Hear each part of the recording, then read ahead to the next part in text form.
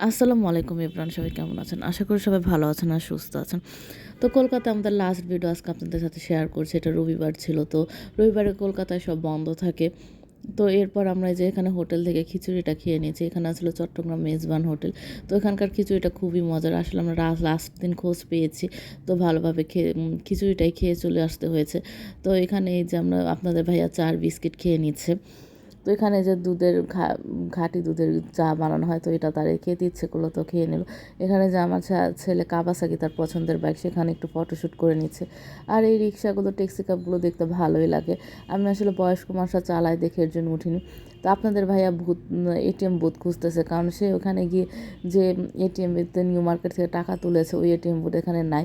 তো তবুও সে একটু খোঁজ নিচ্ছে যে যদি পায় তাহলে টাকা তুলে আর কিছু, আমি একটু বাদাম ঠাদাম আর একটু মশলা কিনতে চেয়েছিলাম। তো ভাবছি যদি টাকা তুলতে পারি তাহলে কিনে নিয়ে আসবো, কিন্তু পর আর তুলতে পারিনি দেখে আর কেনা হয়নি। তো যাই হোক, যেটুকু কিনেছি আলহামদুলিল্লাহ ভালোই কিনেছি।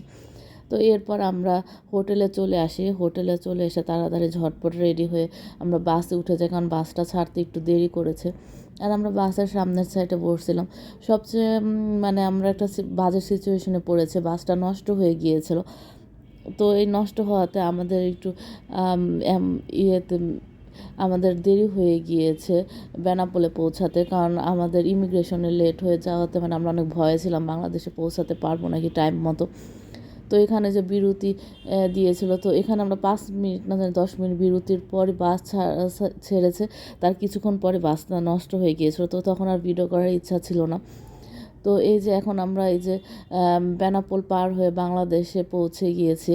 তো ইমিগ্রেশন শেষ করে, তো এখানে আমরা স্লিপার কোচ নিয়েছিলাম। তো এখানে যে আপনাদের ভাই আর আমার ছেলে বসে আছে। তো এরপর আমরা একটা গোপালগঞ্জের একটা রেস্টুরেন্টে নামাই। তো সেখানে আমরা খাওয়া দাওয়া করে, হালকা পাতলা খাওয়া দাওয়া করে রেস্ট নিই।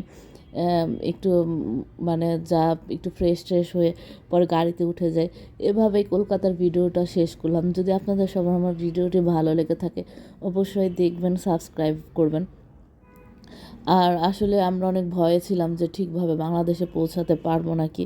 তো আল্লাহর অশেষ রহমতে পৌঁছাতে পেরেছি। সবাইকে ধন্যবাদ।